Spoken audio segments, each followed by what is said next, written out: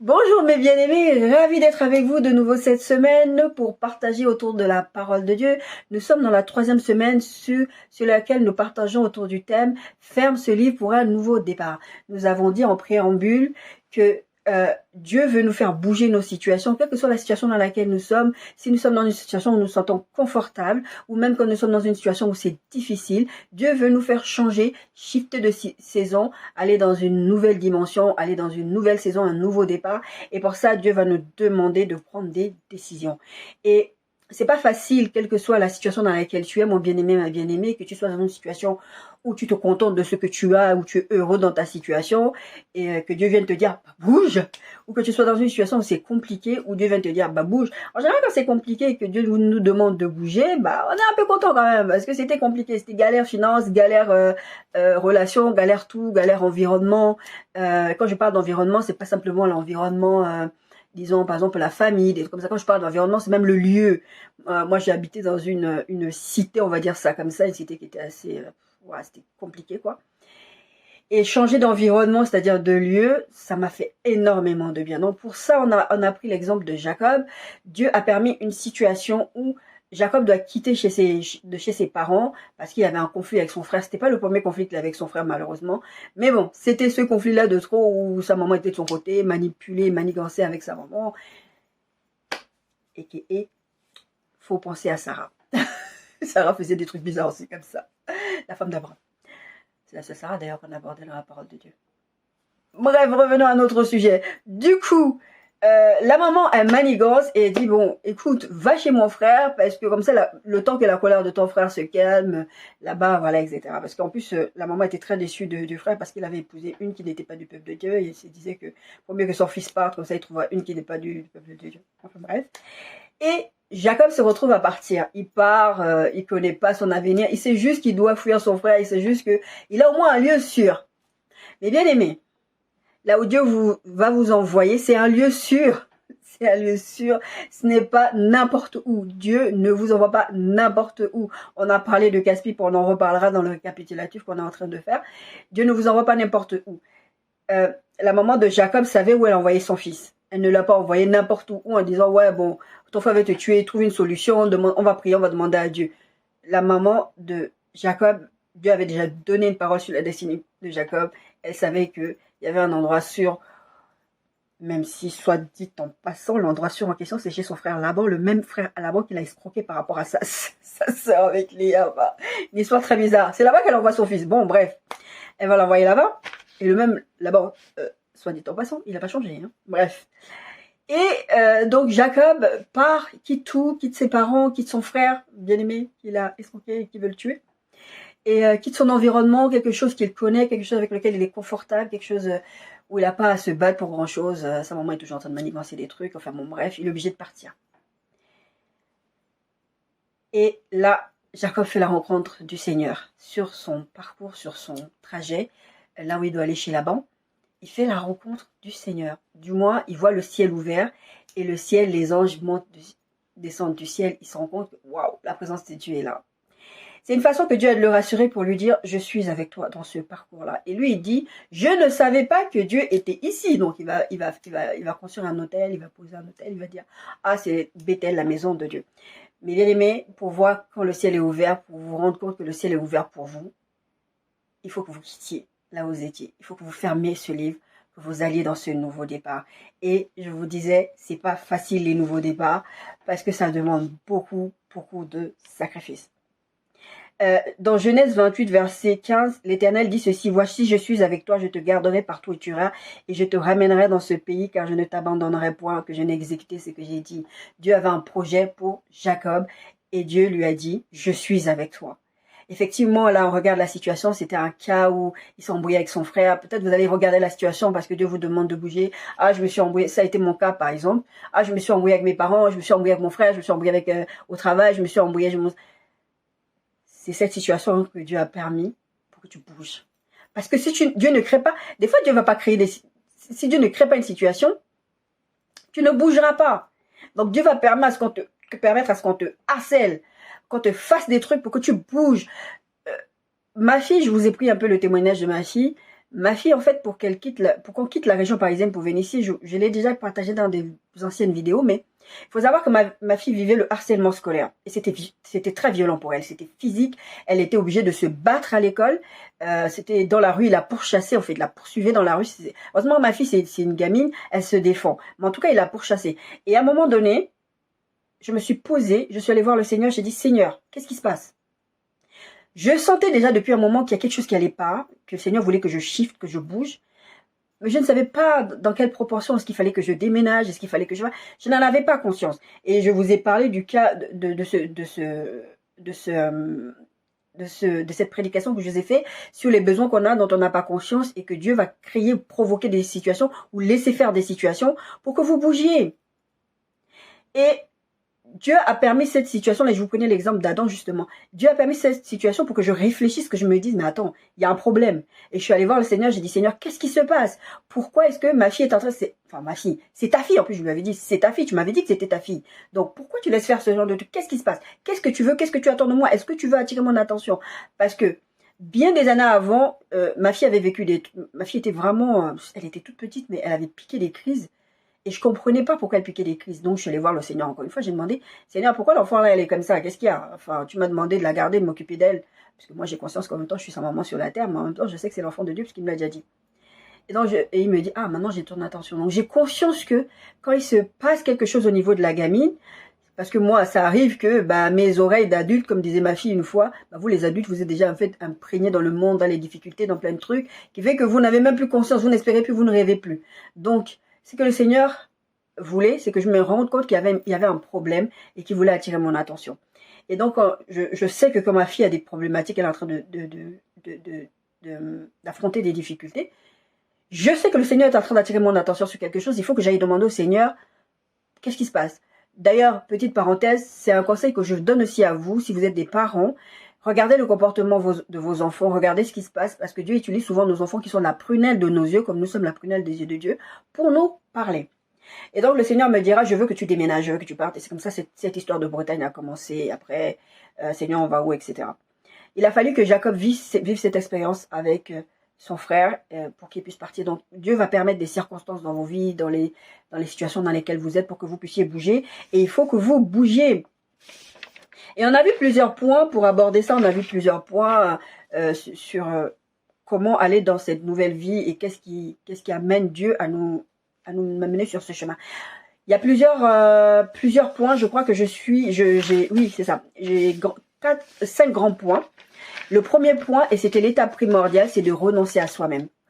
Pour faire la volonté de Dieu, tout chrétien, que ce soit sur un nouveau départ ou n'importe quoi, pour faire la volonté de Dieu, il faut renoncer à soi-même. Ça veut dire que là, tu ne dois pas hésiter, tu ne dois pas te dire que qu'est-ce que je veux, qu'est-ce que ça va me faire du bien, etc. Je suis dans une relation, je vous ai pris plusieurs exemples.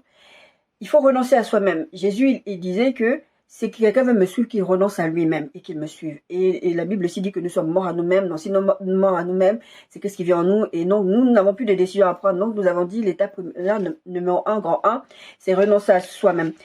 Dans le grand E, c'est là où je galère un tout petit peu parce que je vous ai pas donné les points. Je vous donnais pas les points parce que la vérité c'est que j'avais mis en gras et j'avais pas numéroté. Mais là j'ai fait l'effort de numéroter. Les autres trucs j'avais numéroté, mais ça j'avais pas numéroté.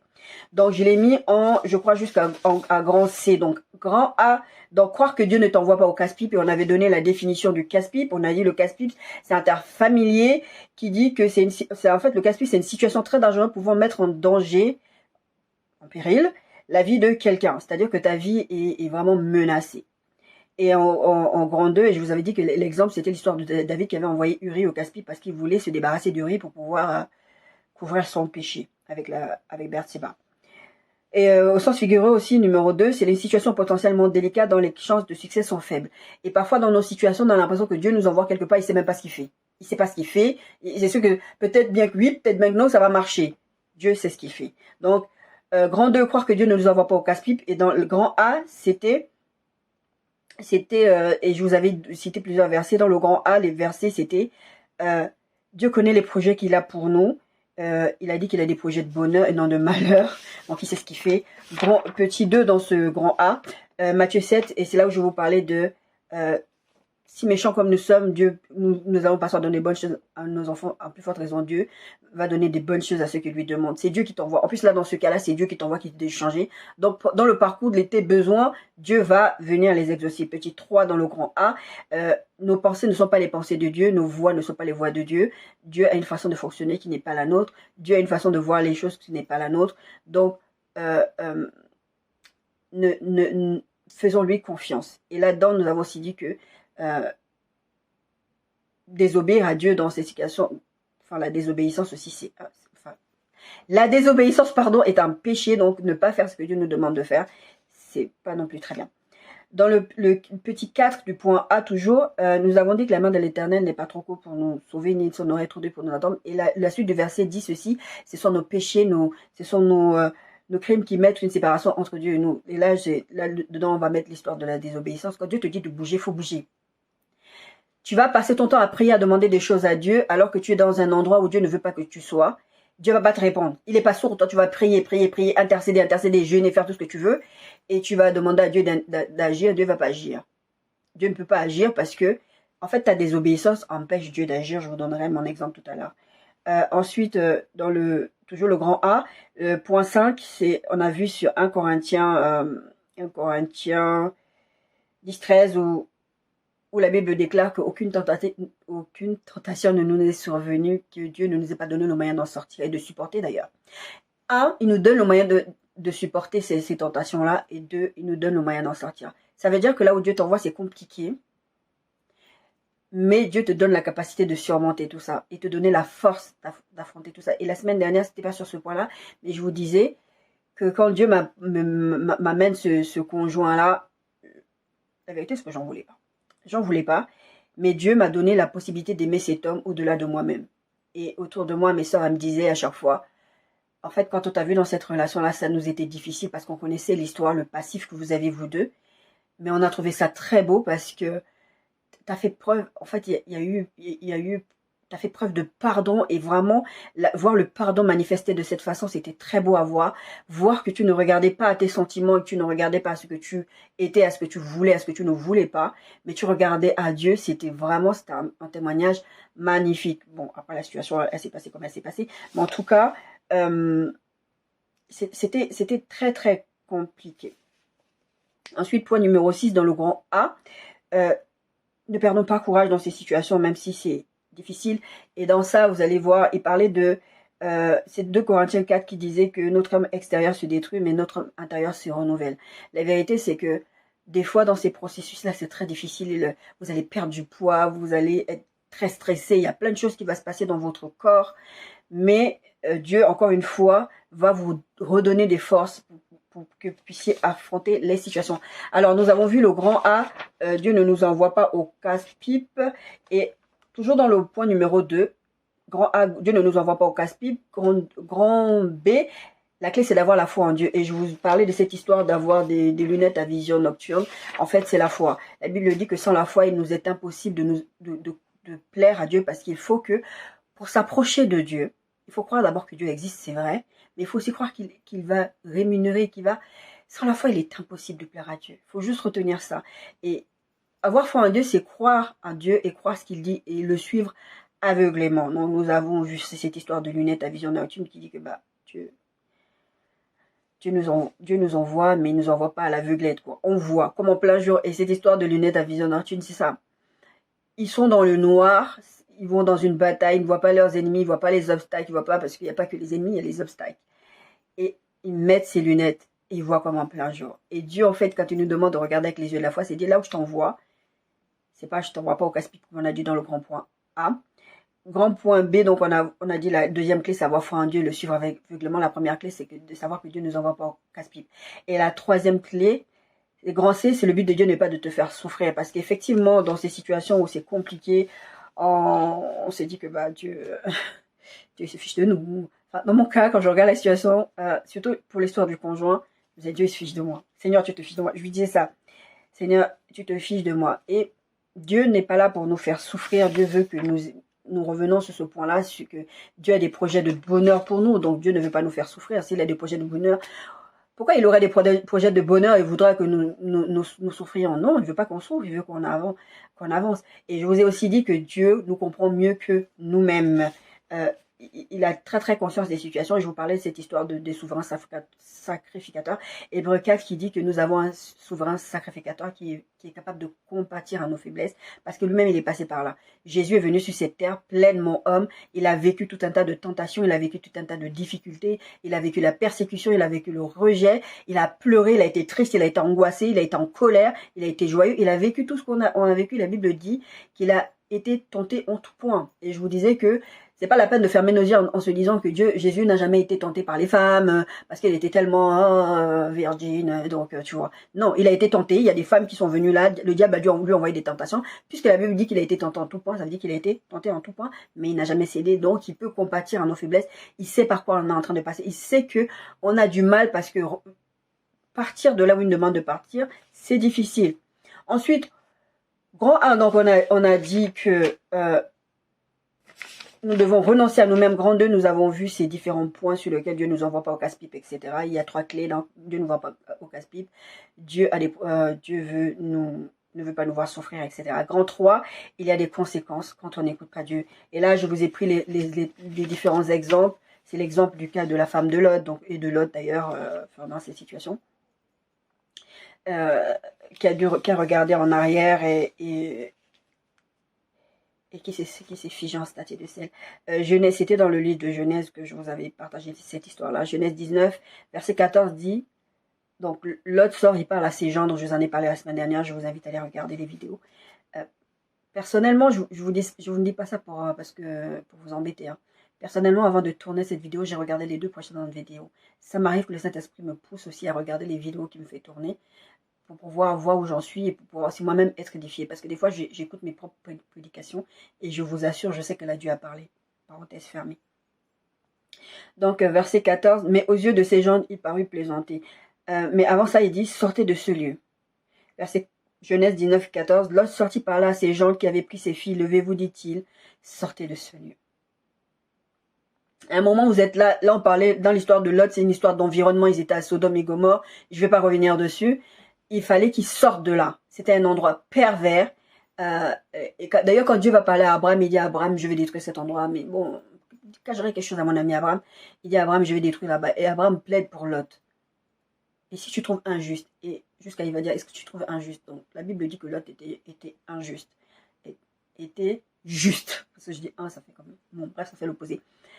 En tout cas, lui-même Lot, il a plaidé, il s'est retrouvé dans cette situation, il est parti, sa femme, voilà...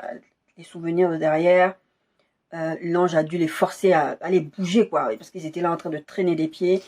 Ensuite, on a vu le cas numéro 2, c'était le cas du jeune prophète, que Dieu lui dit, bah, tu vas aller donner ce message au roi qui est en train de faire n'importe quoi, tu vas lui dire que s'il continue comme ça, bah voilà. Mais Dieu lui donne des consignes. Tu ne boiras pas d'eau, tu ne mangeras pas, tu t'arrêteras pas, tu ne feras pas ci, tu ne feras pas ça, mais et t'arrêteras pas, tu prendras pas le même chemin par lequel t'es arrivé. Il n'écoute pas, un vieux prophète arrive, enfin ici il écoute en premier.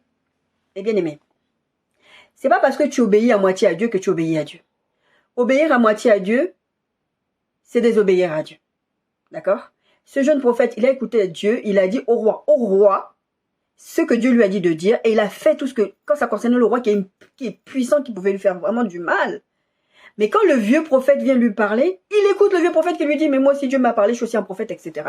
Et il se retrouve, il est mort. Il a perdu sa destinée parce que il n'a pas écouté Dieu. Mais bien aimé, comme je l'ai dit, je le répète, désobéir à Dieu, obéir en tout cas à moitié à Dieu, c'est désobéir à Dieu. C'est la même chose. Ne vous dites pas, oui, Dieu m'avait demandé de faire A plus B, j'ai fait A, bon, j'ai pas fait B, c'est pas grave, de toute façon, j'ai fait A, le plus important, c'est de faire. Non. Jésus donnait cet exemple quand un apôtre lui avait posé une question, je ne sais plus laquelle, il disait, il prenait la midi, il y a 2 fils. Le père a dit à un, va dans la vigne, ou oui, c'était la vigne. Va à la vigne, va travailler à la vigne et tout ça. Le frère, il a dit, oui, je vais le faire. Il n'a pas fait. L'autre frère, le père lui dit, va à la vigne, etc. Il dit, non, je ne le fais pas, mais finalement, il le fait. Et Jésus demandera à ses disciples, qui a fait la volonté de Dieu? Ben, les disciples vont répondre, c'est celui qui est parti finalement le faire. Pourtant, il n'avait pas envie de faire. Vous n'avez pas envie de bouger, vous n'avez pas envie de changer de saison, vous n'avez pas envie d'aller dans cette nouvelle dimension, vous n'avez pas envie, parce que ça va vous coûter, on a vu ça, tout ça les 2 précédentes semaines. Mais le plus important, c'est de le faire. C'est pas de faire à moitié, de dire, j'ai fait ça. Le jeune prophète, il a fait la moitié. Bah, Dieu a dit c'est pareil comme si tu n'avais pas fait. Et Dieu l'a frappé durement. Et ensuite, je vous ai parlé du cas de Saül. Le cas de Saül, j'ai pas vraiment abordé les désobéissances de Saül, tout ça. Le cas de Saül, j'ai utilisé vraiment pour vous dire que, à un moment donné, Samuel, qui est le prophète attaché à la vie de Saül, qui l'a oint, lui dit, commence à aller supplier Dieu pour que Dieu ne le retire pas du trône, en fait. Et je disais, des fois, dans ces situations où Dieu vous demande de bouger, vous êtes dans vos situations stagnantes là, où ça se passe mal, ou même ça se passe bien, comme je vous ai dit en préambule, et que voilà, il y a des choses qui se passent et vous allez commencer à aller prier, jeûner, etc. Et Dieu va dire, par les frères, les bien-aimés, tout ça, il va dire, mais non, moi ce que je veux, c'est que tu fasses ma volonté. Et tant que tu fais pas ma volonté, je ne vais pas t'exaucer. Donc vous allez supplier des gens, vous allez prier Dieu des années. Dieu va vous dire, il y a quelque chose que je t'ai demandé, c'est de bouger, c'est d'aller en 98, l'exemple que je vous ai pris récemment. Va régler cette situation, après on va pouvoir continuer. Mais tant que tu ne vas pas faire ce que Dieu va te demander de faire, Dieu ne t'exaucera pas. Et tu as l'impression que ta vie là, c'est du n'importe quoi, mais c'est normal. Dieu veut que tu te maries, mais ton ciel est ouvert ailleurs, mais c'est pas là où tu es. C'est pas même une question que d'église. Même dans les églises, Dieu va vous... Vous savez le nombre de fois où le Seigneur m'a dit de sortir des églises. Et quand tu en parles à des gens qui sont pas... Enfin, je ne vais pas dire faibles dans la foi, mais en tout cas, ils ont une façon d'interpréter la parole de Dieu. On va dire, mais Dieu ne peut pas faire ça. On va vous dire, tu es dans une église, tu veux servir, Dieu ne peut pas interdire. Si, Dieu peut le faire. Dieu a Dieu... Jésus a Dieu... Enfin, c'était même le Saint-Esprit. Non, c'était le Saint-Esprit, c'était Jésus. En bref, en tout cas, le Seigneur dit... La Bible dit, les a empêchés d'aller en Asie. Ils allaient évangéliser. Ils étaient à fond dans le truc. Ils allaient évangéliser, mais Dieu il a dit non, vous n'y allez pas là-bas, vous allez ailleurs. Donc Dieu peut vous demander ça, même si vous êtes dans l'église, Dieu peut vous demander de sortir d'une église. Hein, parce que déjà, c'est pas la volonté de Dieu que vous soyez dans cet endroit-là, où vous étiez censé être là pour une saison. Moi, je sais que toutes les fois où j'étais dans les églises, quelles que soient les églises, ça s'est mal passé. J'avais conscience dès le début, quand j'allais dans cette église-là, que c'était provisoire, que c'était un passage pour moi, c'était un passage de formation. Mais après, je suis restée là, je me suis posée. Bah, il fallait bouger. Et puis Dieu, qu'est-ce qu'il a fait? Il a créé des situations, il a permis des situations. Bah, après, j'ai commencé à vivre le harcèlement et tout. Après, le Seigneur, il est venu me dire, mais bouge. Dès le début, quand tu es arrivé là, je t'avais dit que c'était pas là ta destinée. Pourquoi tu veux rester là? T'es là, t'as des responsabilités, t'es bien. Enfin, bon, bref. Donc, pour le cas de Saül, je vous ai pris cet exemple-là. Ensuite, je ne vous ai pas parlé de mon propre cas. J'avais mis ça dans le petit cas. Petit 4, j'avais mis mon propre cas. Et j'ai pas abordé ça parce que je l'ai dit abordé dans plusieurs vidéos. Mon papa God, mon papa Dieu, je vous ai expliqué ça et on va revenir. On va continuer. C'est important que j'aborde ça parce que Dieu, la Bible dit que c'est par la parole de nos témoignages que Dieu fait des choses. Je veux dire, moi, si je vous témoigne des choses, c'est important. Je veux dire, il y a des choses que j'ai vécues. J'ai fait des recherches sur Internet des fois pour voir s'il y avait des témoignages. Je ne dis pas, je sais que ça existe, mais les gens ne témoignent pas. Et je trouve qu'il est important, en tant qu'enfant de Dieu, que nous témoignons. Je vous en prie, témoignez autour de vous. Même quand ce n'est pas bien. C'est pas juste de témoigner quand tout va bien, que le Seigneur a béni, tout est bien, tout est propre. Non, moi je suis quelqu'un, après c'est lié peut-être à mon appel, à l'appel que j'ai sur ma vie. Je sais que le ministère prophétique, c'est un ministère où Dieu utilise la vie du prophète, en fait, pour parler. Et je sais que dans mon cas, c'est ça. Et c'est très très compliqué parce que des fois, il y a des choses, j'ai honte, je vous assure, c'était en 2020, je me souviens bien de l'année, j'ai pleuré, j'ai dit, Seigneur, j'ai pas envie d'être un cas d'école. Je n'ai pas envie d'être un cas d'école. J'ai supplié le Seigneur, je voulais pas être un cas d'école. Le Seigneur m'a dit, je t'appelle, tu vas être mon cas d'école. Je vais utiliser ta vie pour parler. Pour revenir à cette histoire de mon cas, le Seigneur, j'ai rencontré ce jeune homme qui est le papa de ma fille. On a vécu notre histoire. Ça s'est pas très très bien passé parce que on n'était pas sur la même page. Moi, je voulais quelque chose qu'il voulait pas. Bon, bref, on s'est séparés. On s'est pas séparés parce que je voulais me séparer. Je vous ai dit, je l'aimais énormément ce monsieur-là. Et le Seigneur m'a dit, quitte-le. Le Seigneur m'a jamais dit qu'il était mauvais. Le Seigneur m'a dit, si tu restes dans cette relation va t'entraîner loin de moi. Quitte-le. J'avais du mal à quitter, j'ai quitté cet homme. Bon, voilà, je suis partie.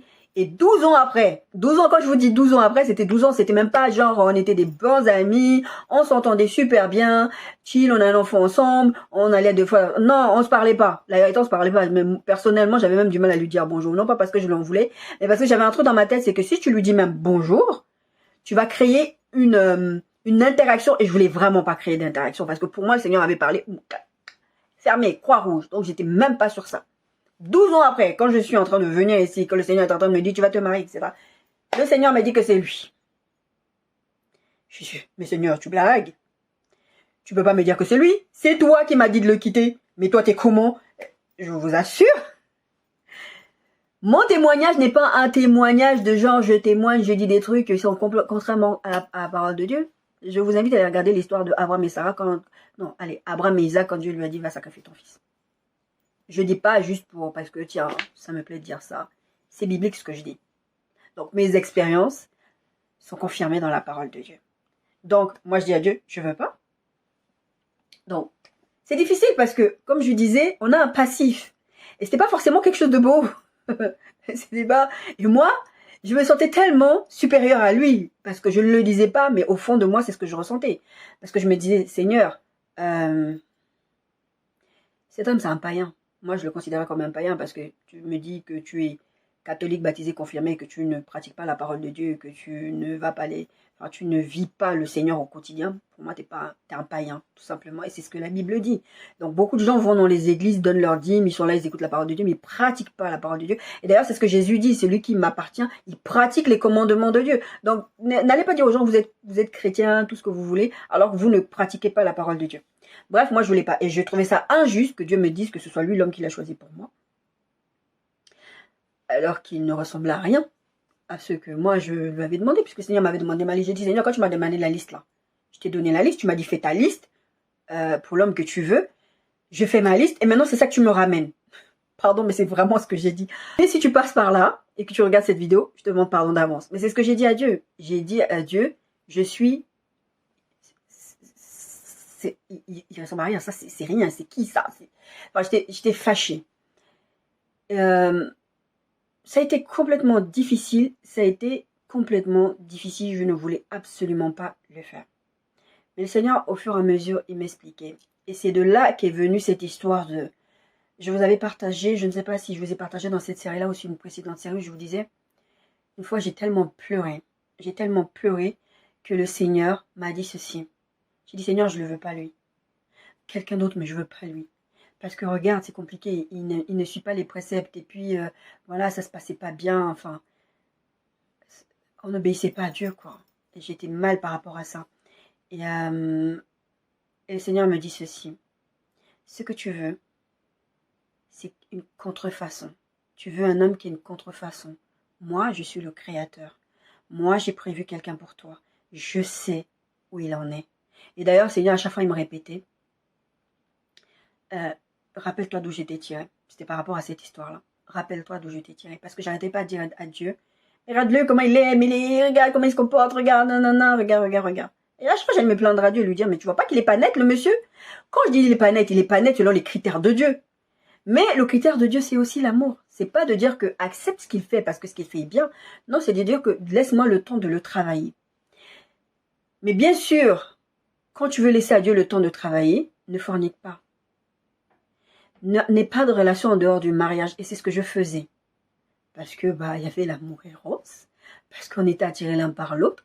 Là, c'était au moment, maintenant, j'ai compris que c'était l'homme. Ça, c'était après, hein. Ça, c'est vraiment, là, j'essaie de résumer.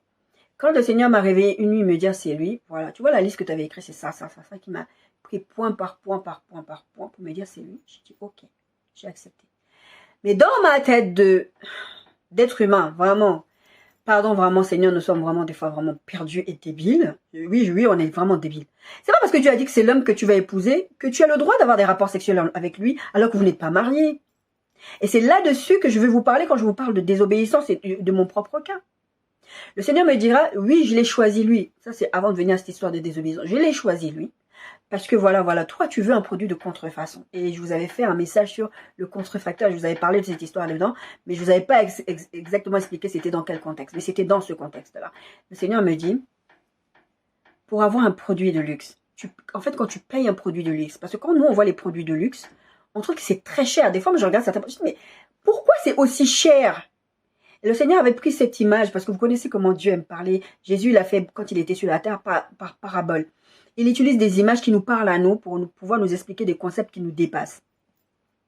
Et le Seigneur m'a dit, tu vois les produits de luxe. Quand tu veux un sac de luxe, il m'avait donné une marque que je ne vais pas citer ici parce que je ne vais pas faire leur pub. Il m'a dit, quand tu veux le produit de cette marque-là, tu sais ce que tu payes? Toi, tu regardes le produit, tu dis, c'est hyper cher. Oh là là, je ne vais pas payer ce prix-là. Je préfère aller acheter une contrefaçon sur un site qu'on connaît, chinois. Parce que ça ressemble, ça a le nom, mais bon, voilà. Et le Seigneur m'a dit, tu sais, un produit contrefait ne va pas faire le temps. Pourquoi? Parce que c'est pas un produit où on a mis la qualité du matériau dedans. On a mis le personnel super qualifié dedans. En fait, quand tu payes ce prix-là, tu payes ce prix-là. Toi, tu ne veux pas payer le prix.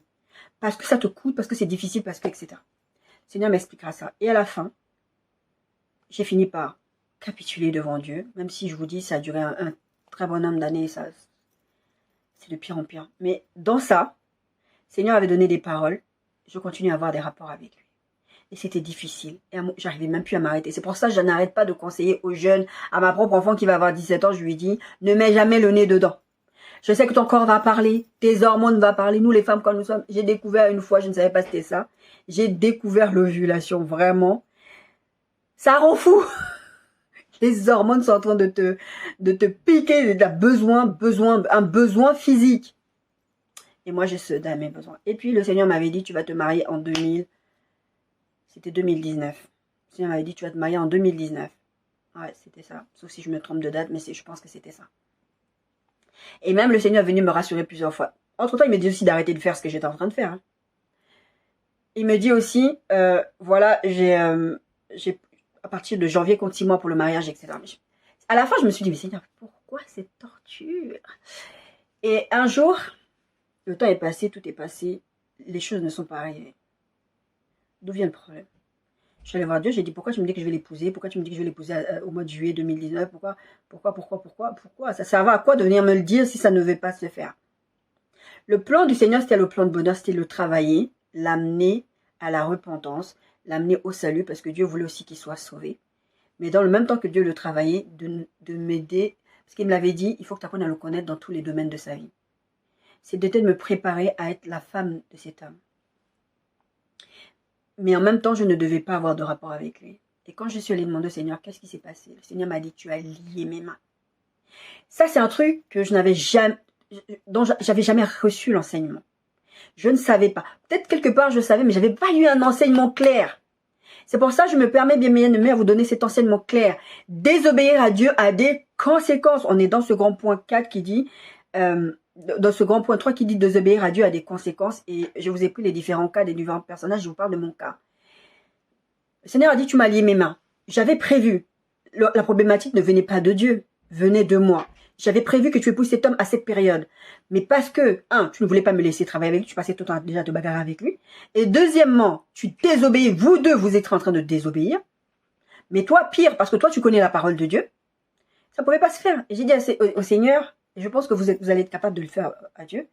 Pourquoi tu es venu me le dire alors? Il ne fallait pas me dire que j'allais l'épouser. Mais pourquoi Dieu nous dit? Pourquoi Dieu nous explique ce genre de choses? C'est pour que justement, on ait conscience que Dieu a des promesses pour nous. Dieu veut qu'on ferme ce livre-là pour qu'on aille dans un nouveau départ. Dieu veut nous emmener dans des projets de bonheur qu'il a prévus pour nous. Et nous les dit. Et quand les choses n'arrivent pas, ce n'est pas que Dieu a menti. C'est qu'à un moment donné, on n'a pas écouté Dieu.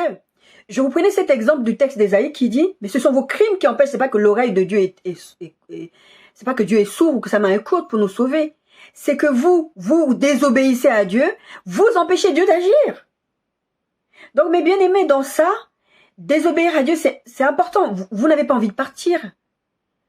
La femme de Lot, tout ça avait pas envie de partir.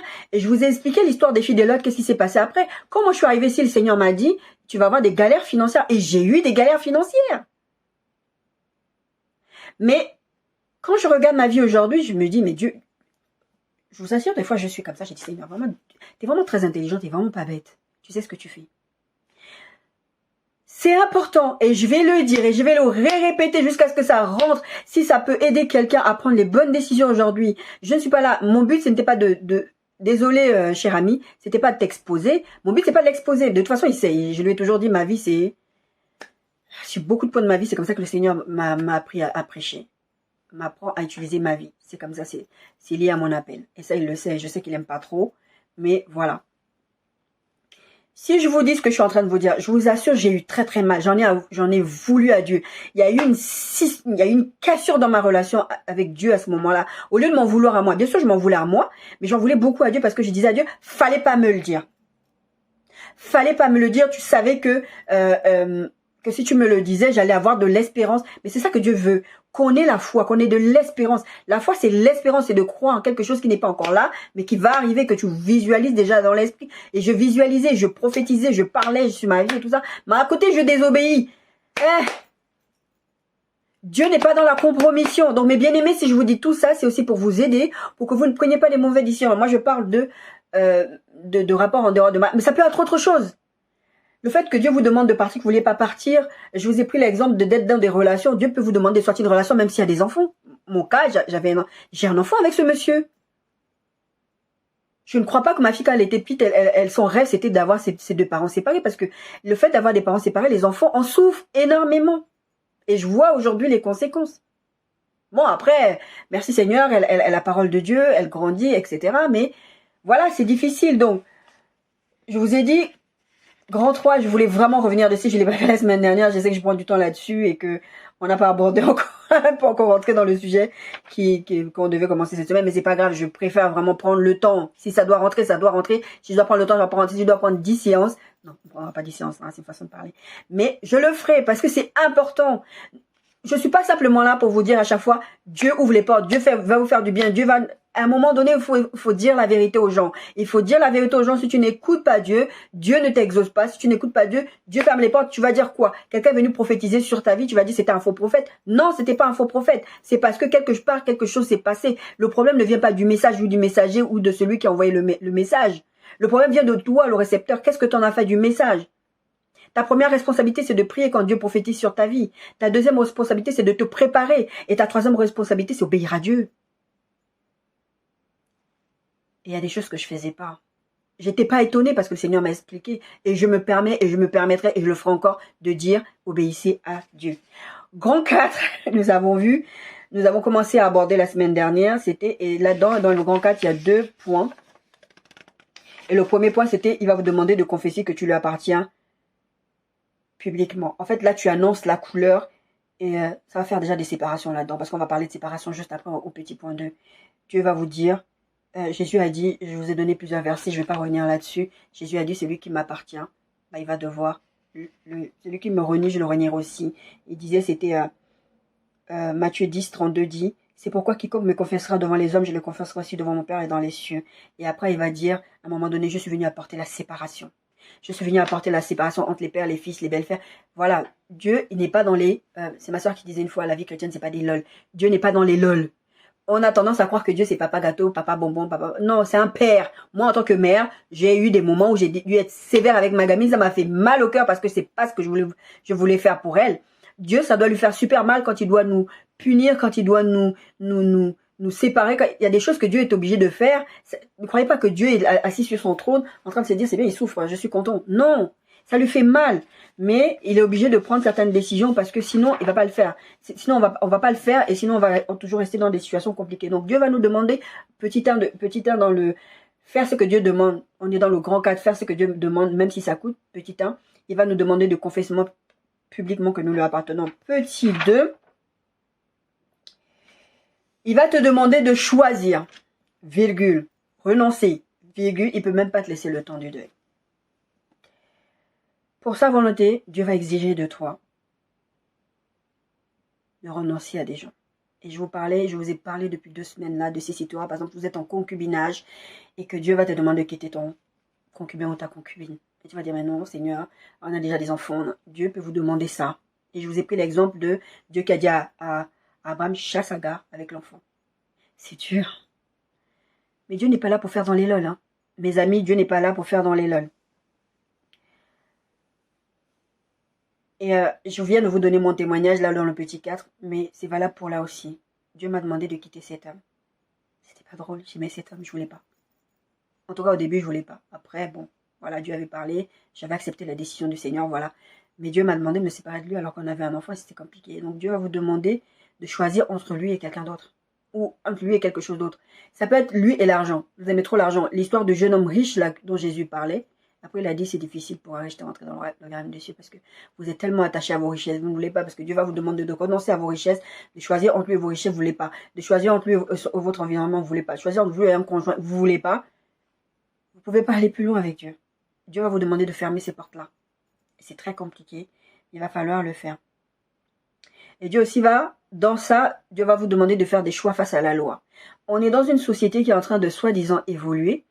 Mais en fait, on n'est pas en train d'évoluer. On est en train d'aller dans ce que la Bible a dit. Dans la fin des temps, le mal sera appelé bien, le bien sera appelé mal. La loi va dire l'homosexualité est autorisée, les mariages, machin, voilà, tout ce que la loi va dire. La loi ne fait pas la volonté de Dieu. C'est pas parce que les hommes pensent qu'ils ont évolué dans leur pensée et que Dieu est d'accord. Et on voit ça dans le milieu chrétien où les gens, il y a même des pasteurs qui marient les homosexuels et il y a même des églises spécialisées LGQB, tout ça, A, B, C, D, Z, que j'arrive jamais à retenir ce truc-là, qui marient, qui sont spécialisés, ils acceptent tout le monde. Mais vous êtes en train de vous, comment dire, vous êtes en train de vous faire du bien entre vous, mais vous êtes contre Dieu. Et Jésus l'a dit, c'est lui qui est contre, enfin, vous êtes contre Dieu, enfin, avec tout l'amour que j'ai pour vous, mes bien-aimés, quand vous faites quelque chose comme ça, vous êtes contre Dieu. Je ne vais pas aller vous caresser dans le sens du poil, vous dire que bon, Dieu est amour, l'amour, parce que je vois, dernièrement, il y a une personne qui m'a commenté ou qui m'a dit quelque chose du style sur les réseaux sociaux, oui, mais l'amour de Dieu, tout ça, tout ça. Ouais, Dieu aime les gens, mais Dieu n'aime pas le péché. Dieu hait le péché. Donc c'est pas parce qu'une loi va venir dire que ça c'est bien, que ça change ce que Dieu a dit. Dieu, il a dit, Jésus, il a dit que personne ne retire même ne serait-ce qu'une virgule. C'est pour ça que quand je fais des fois, je lis les textes et que c'est une parole que de moi que j'ai rajoutée au texte, je vous dis c'est moi, parce que c'est pour appuyer la parole. Mais Jésus, il a dit que personne ne déforme en fait sa parole. Personne ne vient transformer sa parole. Il n'y a rien de ce qu'il a dit, ça va s'accomplir jusqu'à la dernière virgule. Donc, continuez à vous mentir. Si vous vous mentez, vous pensez que Dieu est avec vous parce que la loi dit que, parce que les gens parlent de... Et puis, il y a des prédicateurs aussi, des pasteurs qui prêchent, qui disent que tant que la loi dit ça, ça va. En gros, comment expliquer ça? Je pense que vous avez compris. C'est que la loi dit quelque chose, on doit se conformer à la loi. D'accord? Par exemple, quand on parle du mariage, il y a certains pays où la dot, ça suffit.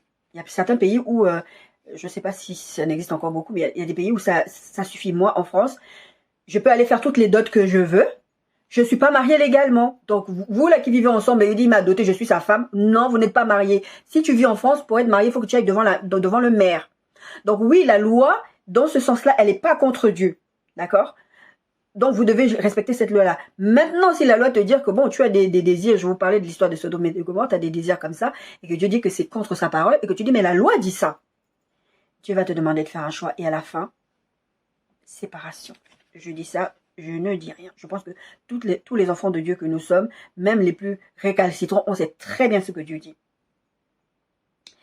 Et j'ai envie de vous dire, est-ce que nous sommes prêts à perdre nos vies pour Christ dans cette histoire de loi? Parce que c'est ce qui va arriver. Je vous assure, déjà au temps des apôtres, c'est ce qu'ils ont vécu, la persécution, la crucifixion. Ils ont souffert dans leur... Ils sont tous morts, mais mal. Allez, je vous invite, allez vous renseigner sur Internet comment les apôtres sont morts. Aucun d'entre eux n'est mort en disant « Oh, j'ai marié mon enfant, j'ai fait ceci, j'ai fait cela. » Ah, ils sont morts mal. Enfin, si elle mort bien, mais... Si, moi, la mort bien, c'est tu dors et tu te réveilles pas. En Christ. Et parfois aussi, il arrive que pour tourner, pour fermer ce livre-là, et pour aller dans un nouveau départ, Dieu va même pas te laisser le temps de faire un deuil. Et ça, j'ai pris l'exemple de la femme de Lot. Il devait avancer, Lot devait continuer. Sa femme était transformée en statue de sel. Il n'a même pas le temps de faire son deuil. Matthieu 10, 32. Dieu va vous demander, Dieu dit, Jésus l'a dit, je suis venu mettre la division. Il ne va pas te laisser le temps. Des fois, moi j'ai dû me séparer de certaines personnes de mon entourage. Ce pas des gens que je n'aime pas aujourd'hui. J'ai dû quitter ma famille. Ce pas des gens que j'aime pas, je ne parle pas avec eux. C'est pas que je les aime pas, mais j'ai pas le choix. En fait. Ensuite, Matthieu 19, 16 à 30 et Luc 10. En fait, c'est des concordances. Je vais vous donner les concordances. Matthieu 19, 16, 30. Luc 10, 17, 31, Luc 18, 18, 23. Qu'est-ce que Jésus dit? Il y a un homme qui s'approche qui dit à Jésus, verset 16, « Maître, que dois-je faire de bon pour avoir la vie éternelle ?» Jésus lui explique. Tu rentres, ça c'est l'histoire du jeune homme riche dont je vous parle plusieurs fois. Le jeune homme s'en alla tout triste, verset 22, car il avait beaucoup de biens, parce que Jésus va lui dire à un moment donné, bon, tu as fait tous les commandements, c'est bien. Maintenant, vends tous tes biens et suis-moi. Oh, non, j'ai trop de richesse. Dieu va vous demander de choisir, de renoncer. Je vous ai dit, petit 2, il va te demander de choisir, de renoncer, et même pas te laisser le temps du deuil. Et Jésus lui a dit, voilà, c'est difficile, parce qu'il est trop attaché à ses biens. Il ne va pas pouvoir. Ensuite, texte numéro... non. Toujours dans ce même texte-là, les disciples... Enfin, Jésus va dire, je vous le dis encore, il est plus facile à un chameau de passer par le trou d'une aiguille qu'à un riche d'entrer dans le royaume de Dieu. Et quand les disciples entendent ça, ils se disent, mais qui peut en fait qui peut donc être sauvé, verset 25. Et Jésus les regardait et leur dit, aux hommes cela est impossible, mais à Dieu tout est possible. C'est-à-dire que Dieu va te demander de renoncer, Dieu va te demander toutes ces choses-là. Toi, humainement, tu peux pas. D'ailleurs, la Bible dit, et Jésus il a dit, sans moi, vous ne pouvez rien faire. Quand Jésus est parti, il nous a donné le Saint-Esprit. On peut, je vous lisais ce texte là-bas dans un des points où je vous disais, Dieu nous a donné la capacité de surmonter les difficultés, de les affronter. Jésus dit, à vous, cela est impossible, mais à Dieu, cela est possible. Personne ne peut arriver par ses propres forces. Vous pouvez être là, vous battre, dire, oui, moi, combien de fois j'étais là en train de me bagarrer, dire, je ne veux pas faire ça, je ne veux pas faire ça, je ne veux pas faire ça. Et je le faisais quand même. Jusqu'à ce que j'ai dit, Seigneur, je renonce à moi-même. Je vais t'écouter, parce que si vraiment ça devient n'importe quoi.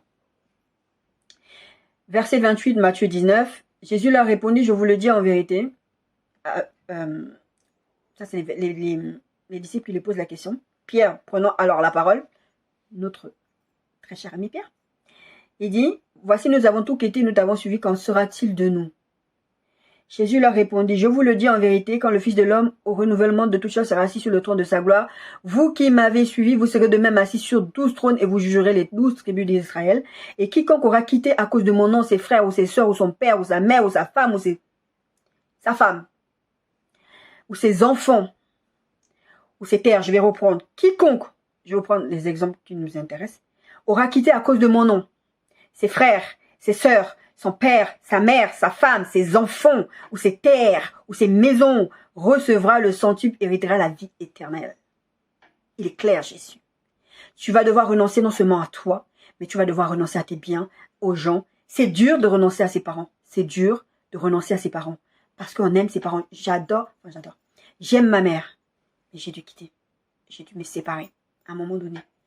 Parce que je dois faire la volonté de Dieu. À un moment donné, Dieu n'a rien contre elle. Dieu est en train de faire le travail qu'il est en train de faire avec eux. Dieu les aime. Je sais que Dieu les aime. Je sais que Dieu m'aime aussi. Et moi, je sais que je les aime. Même si c'est pas forcément... Certains membres de ma famille ne pensent pas que je dois les aimer parce que j'ai dû me séparer. Mais j'obéis à une injonction du Verbe divine. Moi, dans ce temps-là, ce que je fais, c'est prier que Dieu travaille. Et que Dieu restaure cette famille. Et c'est ce qu'on doit faire. Mais en tout cas, Jésus, il dit... Quiconque aura quitté à cause de mon nom, il recevra une récompense. Et je vous parle souvent d'ici et maintenant. Les récompenses, elles commencent maintenant. Dieu te bénit maintenant. Mais c'est un truc que tu gardes pour la vie éternelle. Verset 30, chapitre 19 toujours. Plusieurs des premiers seront les derniers, plusieurs des dernières seront les premiers. J'ai vécu plusieurs rêves où le Seigneur m'expliquait par rapport au ministère des choses. Il me disait, et à la fin du rêve, c'était les premiers seraient les derniers. Parce que moi, j'étais dernière. Parce que j'allais aider des gens et je me retrouvais dernière. Le Seigneur me remettait ce verset-là et ça me donnait de l'espoir. Genèse 22, 1 à 18. Je ne vais pas tout lire pareil, je vais vous lire quelques versets. Verset 1. Après ces choses, Dieu mit Abraham à l'épreuve et lui dit, Abraham. Il répondit, me voici. C'est cette histoire de Isaac dont je vous parle depuis le début aussi. Dieu dit, prends ton fils, ton unique, celui que tu aimes, Isaac, va-t'en au pays de Moria et là offre-le en holocauste sur l'une des montagnes que je te dirai.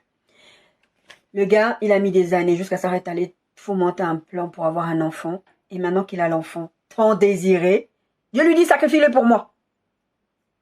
Dieu va vous demander de renoncer, même à ce que lui-même il vous a donné. Nous, on connaît l'histoire, parce que Dieu va lui dire, finalement, sacrifie pas. Mais si Dieu vous demande quelque chose, ne vous dites pas, Dieu, à la dernière minute, il va me dire ah non, finalement, j'ai changé d'avis. Non, Dieu peut vous demander, comme il a demandé aussi à Abraham, de dire à Agar et Ismaël de partir. Dieu n'a pas dit, ah, j'ai changé d'avis, finalement, c'est ton fils, laisse-le revenir. Il y a deux cas, il y a le cas d'Ismaël et le cas d'Isaac. Isaac, il lui a dit à la dernière minute, là, parce que c'était le fils de la promesse. Et à la dernière minute, par contre, à Ismaël, il lui a dit de partir avec Agar. Donc Dieu peut vous demander des choses comme ça. Et Abraham, il l'a fait. Il a renoncé à ce fils de la promesse. Et Abraham, il n'a même pas dit à Sarah qu'il allait sacrifier l'enfant. Il n'a pas dit, parce que sinon Sarah allait l'empêcher. Sarah dit, mais Sarah, on connaît Sarah, vous voyez, non? La fille là qui est toujours en train de chercher des plans, vas-y, couche avec la servante, fais ceci, fais cela, chasse la servante. Vous pensez bien qu'Abraham n'allait pas lui dire à Sarah que Dieu m'a dit, je m'avais sacrifié le fils qu'il a dit. Sarah lui dit, mais toi t'es malade, mon fils, le seul enfant que j'ai. Sarah l'aurait pas laissé passer. Donc Abraham il a passé ce test, il a réussi ce test. Genèse 22, 10. Puis Abraham étendit la main et prit le couteau pour égorger son fils. Alors l'ange de l'Éternel l'appela des cieux et dit, Abraham, Abraham. Il répondit, me voici. L'ange dit, n'avance pas ta main sur l'enfant et ne lui fais rien, car je sais maintenant que tu crains Dieu et que tu m'as refusé ton fils, tu ne m'as pas refusé ton fils, ton unique. Verset 16, et il dit, je le jure par moi-même, parole de l'Éternel, parce que tu as fait cela et que tu n'as pas refusé ton fils unique, je te bénirai et je multiplierai ta postérité. Abraham a eu Isaac. Et Isaac a eu Jacob et Isaïe. Abraham n'a eu qu'un, mais la postérité est venue par rapport à Isaac. Donc des fois, postérité, c'est pas directement, parce que nous, on l'aurait interprété directement que, il va avoir beaucoup d'enfants, il en a eu qu'un, et après ça a fait. Et d'ailleurs, petite parenthèse, dans le ministère, le Seigneur peut te dire, tu vas haranguer des grandes foules, etc., etc. Mais il a suffi que tu aies permis le salut d'une personne et cette personne harangue des grandes foules. En fait, la personne, c'est contenu dans ta postérité. Luc 9, 59, 62. Il dit à un autre, suis-moi, Jésus. Et il répondit, Seigneur, permets-moi d'abord d'aller ensevelir mon père. Là, je vous parlais de deuil. Mais Jésus lui dit, laisse les morts ensevelir leurs morts, et toi vas annoncer le royaume de Dieu. Un autre dit, je te suivrai, Seigneur, mais permets-moi d'abord d'aller prendre congé de ceux de ma maison. Jésus lui répondit, quiconque met la main à la charge et regarde en arrière n'est pas propre du royaume de Dieu. Deux situations, l'autre il va l'enterrer, l'autre il dit, bon, je m'en vais au beau film d'affaires. Attends, Jésus te dit tout de suite là, renonce, ferme, et quitte. Il te laisse même pas le temps de fermer, il te laisse même pas de créer. Non, bon. Ça, c'est pas un truc de l'Ancien Testament, hein. C'est un truc du Nouveau Testament. On vous a dit peut-être dans l'Ancien Testament, bon voilà, tu vois, Jésus est venu. Non, ça, c'est un truc du Nouveau Testament. Ça veut dire que Jésus peut ne pas te laisser le temps de régler quoi que ce soit. Quand moi, il m'a dit, tu pars en Bretagne, je vous assure, la santé, les ceci, j'avais pas envie, j'ai trop des trucs. Bon, j'avoue, je galérais là-bas. Donc, c'était plus facile pour moi d'avoir cette espérance, et ce truc de dire, ça va être trop génial la Bretagne, ça va être trop bien, je vous assure et tout. Mais, t'as pas le temps. T'as le temps de rien. Dieu peut te dire tout de suite là. Fais ta valise ce soir-là, tu pars au Bénin. Fais ta valise tout de suite là, tu pars en Chine. Il va même pas te laisser le temps. Quelqu'un est mort, Dieu va te dire, ok, les gens vont l'enterrer. Toi, va là-bas. Mais Seigneur, mais mon père, ma mère m'a ceci, je peux pas. Seigneur, je dois enterrer. Non, tu es en train de faire le ministère, va faire. C'est dur, mais Dieu va nous demander de renoncer. Et ensuite, le dernier point que nous abordons, on va déborder un peu sur le temps aujourd'hui, mais c'est pas grave, je tiens à finir aujourd'hui, on est en train de finir. Il y a de la joie à écouter Dieu. C'est logique quand je dis ça comme ça. Dans tout ce que je vous ai partagé depuis le début, ça n'avait pas l'air très très gai. Mais je suis en train de vous dire maintenant, il y a de la joie. Bien sûr qu'il y a de la joie, ça fait du bien d'écouter Dieu. Moi, quand je regarde, j'habite dans une petite ville du Morbihan. Elle est géniale cette ville, il y a la mer à côté. Je vous disais dans des précédentes prédications, j'habite je ne suis pas véhiculée encore, je dépends des bus et de mes petits piétons. En bus, c'est 5 minutes. C'est-à-dire que de chez moi, de l'arrêt qui est juste en haut de chez moi là-bas, il y a une petite pente là pour aller prendre le bus et les magasins, tout, je suis au centre-ville. Tu prends le bus, il t'amène à la plage 5 minutes. Je suis dans un environnement. J'ai écouté Dieu. Et maintenant, je récolte les fruits de ça. C'est beau. 1 Pierre 1, 3, 9. Béni soit Dieu, le Père de notre Seigneur Jésus-Christ, qui, selon sa grande miséricorde, nous a régénérés pour une espérance vivante, par la résurrection de Jésus-Christ d'entre les morts, pour un héritage qui ne se peut. Donc, c'est important que je lise ça, parce que des fois, c'est bien que la parole de Dieu nous fasse du bien. Pour un héritage qui ne se peut ni corrompre, ni souiller, ni flétrir, lequel vous est réservé dans les cieux, mes bien-aimés. Vous lui appartenez. N'oubliez pas. À vous qui, par la puissance de Dieu, êtes gardés par la foi, toujours, pour le salut prêt à être révélé dans les derniers temps. Verset 6, c'est là qu'est fait votre joie, quoique maintenant, puisqu'il le faut, vous soyez attristés pour un peu de temps par diverses épreuves. Mes yeux commencent à... je crois que je vais bientôt mettre mes lunettes. Afin que l'épreuve de votre foi, plus précieuse que l'or périssable, qui cependant est éprouvée par le feu, ait pour résultat la louange, la gloire et l'honneur lorsque Jésus-Christ apparaîtra. Lui que vous aimez sans l'avoir vu, en qui vous croyez sans le voir encore, vous réjouissant d'une joie ineffable et glorieuse, et pour ce que vous obtiendrez, parce que vous obtiendrez le salut de vos âmes pour le prix de votre foi. Votre foi vous attriste peut-être maintenant. Le fait de croire en Dieu, moi je vous prenais l'exemple de la dame du sang de la douleur qui me dit que je suis toc-toc, qui m'a fait un rapport mais vraiment hyper négatif. Les gens qui se moquent de vous, oui c'est facile de dire ouais bah je suis venu en Bretagne parce que j'avais envie de changer d'air, j'ai pas besoin d'afficher publiquement que c'est Dieu qui m'a demandé. Vous vivez des choses aujourd'hui parce que vous voulez obéir à Dieu. Dieu t'a dit, ferme ce livre-là, on va partir sur un nouvel départ, c'est compliqué, tout ça. Tout ce qu'on a bavardé jusqu'à maintenant. Mais tout ça, ça te fait mal sur le moment, mais c'est pour une gloire à venir. Tout ça, c'est pour que tu apportes aussi la louange à Dieu. Louer, je vous dis souvent, louer Dieu avant que Dieu fasse les choses. Dieu, la louange fait bouger le cœur de Dieu. Louez Dieu quand vous êtes dans ces situations. Moi, c'est ce que j'ai toujours fait et je le fais toujours. Des fois, je vous assure, je loue Dieu dans les pleurs. La Bible dit que celui qui sème avec larmes récoltera avec cri d'allégresse. Des fois, c'est dur d'obéir à Dieu. Pas des fois, très souvent, c'est dur d'obéir à Dieu. Parce que la chair ne veut pas obéir à Dieu. Parce que nous qui sommes enfants de Dieu, qui avons accepté Jésus-Christ comme Sauveur et Seigneur, nous sommes régénérés tout de suite. Notre esprit tout de suite est connecté à Dieu. Et tout de suite, l'esprit, c'est pour ça que Jésus disait, c'est pas Jésus, c'est lequel des apôtres, qui disait, la chair, c'est Paul, je crois. Oui, c'est Paul, qui disait, la chair est faible et l'esprit est bien disposé. Vous voulez faire, vous savez le nombre de fois où des fois je me réveille et je me dis, ah là, je vais même m'asseoir au téléphone, non, je peux pas parler avec toi, je dois lire la Bible. Et je passe à faire autre chose. L'esprit est bien disposé, mais la chair est faible. Et Dieu nous dit, dans cette chair qui est faible, dans ce que vous êtes en train de vivre, là, votre espérance est plus grande.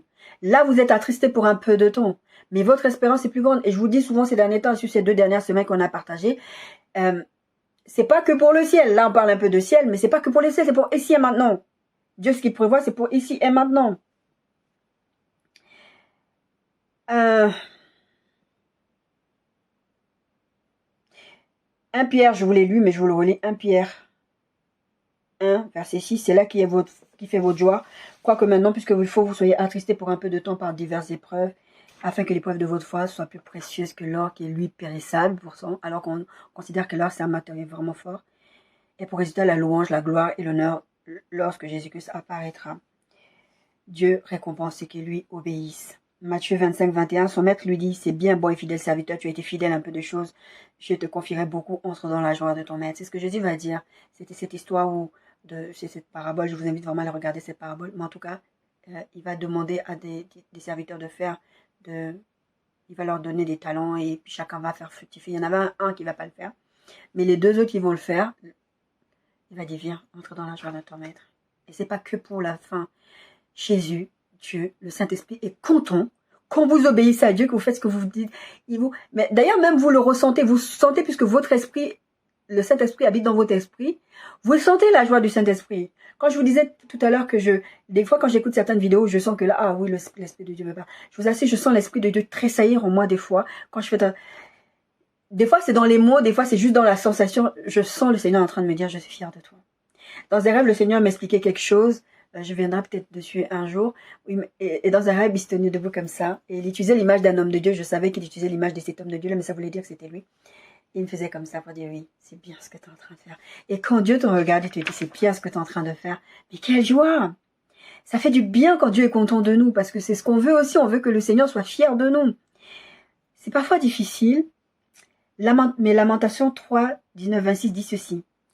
Quand je pense à ma détresse et à ma misère, à l'absinthe et au poison. En gros, quand je pense à toutes mes souffrances. Quand mon âme s'en souvient, elle est abattue au-dedans de moi. Voici ce que je veux repasser en mon cœur, ce qui me donnera de l'espérance. Les bontés de l'Éternel ne sont pas épuisées, ses compassions ne sont pas à leur terme. Elles se renouvellent chaque matin. Oh, que ta fidélité est grande! L'Éternel est mon partage, dit mon âme, c'est pourquoi je veux espérer en lui. L'Éternel a de la bonté pour qui espère en lui, pour l'âme qui le cherche. Il est bon d'attendre en silence le secours de l'Éternel. Mais est-ce que c'est pas beau ça? Je vous disais, j'ai une phrase, un leitmotiv, que le Seigneur m'avait donné cette phrase, mais je vais pas te faire du mal. Je me répète ça sans cesse quand ça ne va pas. Je dis, Seigneur, tu me veux aucun mal. Là, la Bible dit, Lamentation 3, c'est difficile, mais tu dois te répéter sans cesse. Les bontés de l'Éternel ne sont pas épuisées. C'est exactement cette phrase que le Seigneur m'avait dit, mais c'est la parole de Dieu. Je vous dis, mes expériences ne sont pas mes expériences. Ce que je vis, c'est souvent bien tard que je me rends compte. Ah, c'est ce verset, quand je lis la Bible, je dis, ah, c'est ça que Dieu voulait dire. En fait, c'est ce verset. Les bontés de l'Éternel, Lamentation 3, 22, ne sont pas épuisées, ses compassions ne sont pas à leur terme, elles se renouvellent chaque matin. Quand tu as mal là dans ce nouveau départ, quand tu te dis tu n'as pas envie de le faire, tu sais que c'est difficile, tu dois quitter, oui c'est dur, tu dois quitter un conjoint, tu dois quitter une conjointe, tu dois laisser des gens derrière toi, oui c'est dur, mais Dieu te veut du bien. Sa bonté envers toi va se renouveler. Il faut que toi, tu te répètes ça comme un leitmotiv, tu te répètes ça. Il faut lire les promesses de la Bible pour ta vie, pour que tu ne sois pas découragé dans ce parcours. Parce que tout quitter, renoncer, se séparer, choisir, c'est difficile. Dieu n'a pas dit que c'était facile. Dieu n'a pas dit non plus que quand tu vas aller dans ce nouveau départ, tout va couler de source et que tout va bien se passer. Mais il dit, répète sans cesse que ce que je t'ai demandé de faire là, oui c'est dur, je suis avec toi, comme il a dit, je vous ai lu tout à l'heure le texte avec Jacob, je suis avec toi. Dans toutes les étapes, tu vas vivre des étapes, mais je suis là dans les étapes avec toi. Et que ta fidélité est grande, Seigneur. J'attends que tu fasses ce que tu as dit que tu allais faire. Verset 26 dit, il est bon d'entendre en silence le secours de l'Éternel. Je vous invite à aller regarder mon message sur le silence, la puissance du silence. Je ne sais plus comment je l'avais appelé, mais en tout cas, la puissance du silence, ça parlait de ça. Hébreux 12, 15, veillez à ce que nul ne se prive de la grâce de Dieu, à ce qu'aucune racine d'amertume poussant des rejetons ne produise du trouble et que plusieurs n'en soient affectés. Ne te prive pas de la bénédiction de Dieu en voulant rester sur l'ancien livre. La Bible dit, veillez à ce que personne ne se prive de la grâce de Dieu. Dieu a des projets de bonheur pour toi. Dieu veut te faire du bien. Dieu veut t'amener de gloire en gloire. Dieu veut te faire changer de vie. Mais pour ça, il va falloir que tu prennes une décision qui est radicale, qui va te coûter. Mais c'est pas grave parce que les bontés de l'Éternel ne sont pas épuisées pour toi. Et parce que comme Dieu a promis, Dieu fera. Soyez bénis.